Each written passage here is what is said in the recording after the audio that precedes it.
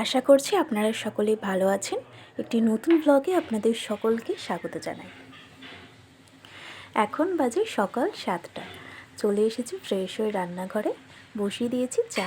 আর সকালের চাটা খেয়ে তারপর শুরু করব আজকে দিনের সমস্ত কাজ। আজ জগন্নাথের এই তাকটা, মানে এই যে ঝাড়নগুলো রয়েছে, এগুলো পরিষ্কার করব। আজ ভাবলাম ছুটি আছে, তাই আজকে এগুলো পরিষ্কার করে দেবো। জগন্নাথকে নিয়ে যাব সিংহাসনে, আর এই তাকটা পরিষ্কার করব। চলুন। আজকে আমাদের এখানে মা জগদ্ধাত্রীর বিসর্জন যাবে। 1 সপ্তাহ ধরে ছিল, গতকাল মানে এখানে ভোগ খাইয়েছে, আর আজ বিসর্জন যাবে জানেন। আর এই আজকের দিনে আমাদের এখানে সবার বাড়িতেই প্রায় আত্মীয় স্বজনরা প্রায় আসে জানেন। তবে আজকেও আমাদের বাড়িতে মানে আগে দিদিভাই পিসিমণি সবাই আসতো।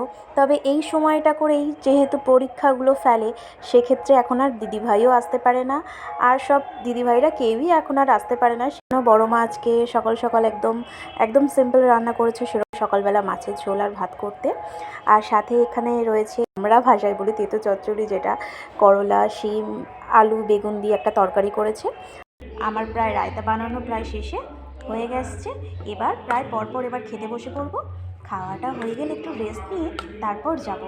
আর মা আজ বিসর্জন যাওয়ার পর এতদিন মা ছিল যেন এখানটা পুরো ভরা ভরা ছিল। আর মা এখান থেকে বিসর্জন যাওয়ার পর মনটা খুবই কষ্ট লাগে। শীতের হাওয়া পড়তেই গাছে একদম ফুলগুলো কি সুন্দর করে ফুটে উঠেছে দেখুন। আর এই গাছটাই একদম গরমকালে একটুখানি কীরকম ক্লান্ত হয়ে নেতিয়ে পড়েছিল, তবে শীতটা পড়তেই দেখছি আবার তরতাজা হয়ে ফুলটা ফুটে উঠেছে। বেশ ভালো লাগছে, কি সুন্দর লাগছে দেখুন, ফুলটা ভারী সুন্দর লাগছে দেখতে।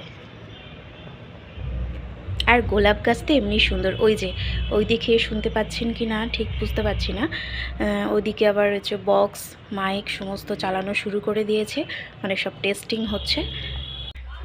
এই যে ছোটো কাকা যাচ্ছে, আর এই যে বড় মা আর আমি একদম রেডি হয়ে বেরিয়ে পড়েছি ঠাকুর বিসর্জন দেখতে।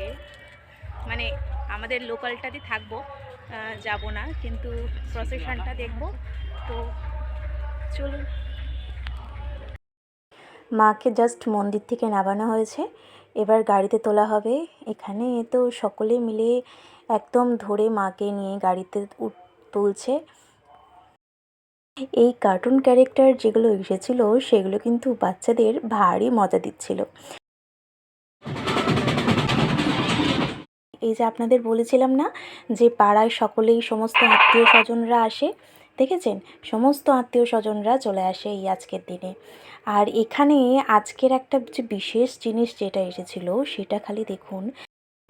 আর আজকে এই যে খেলাটা ওনারা দেখাচ্ছিলেন, এই খেলাটা দেখে তো আমার এত ভয় করছিল যে কি যে বলবো আপনাদেরকে, যে কি যেন মানে এই বোধহয় কিছু হয়ে গেল। দাঁড়িয়ে ভাবছিলাম যে এরকম একটা রিস্কের খেলা, এরকম একটা ছোট্ট বাচ্চা কতটা প্র্যাকটিস করলে এই খেলাটা এত ছোট বয়সে দেখাতে পারে। সত্যি অসাধারণ।